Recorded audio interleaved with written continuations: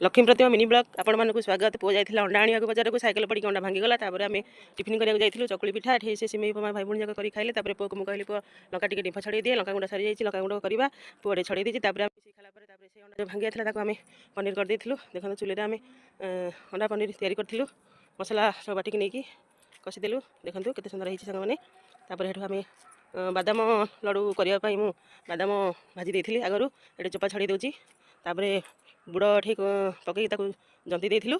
आउ केते सुंदर आम बादाम लड्डू होती सांग मैंने आपण मैंने एमती करके खाई ना नहीं कमेंट कहे। हाय सांग मैंने गुड आफ्टरनून।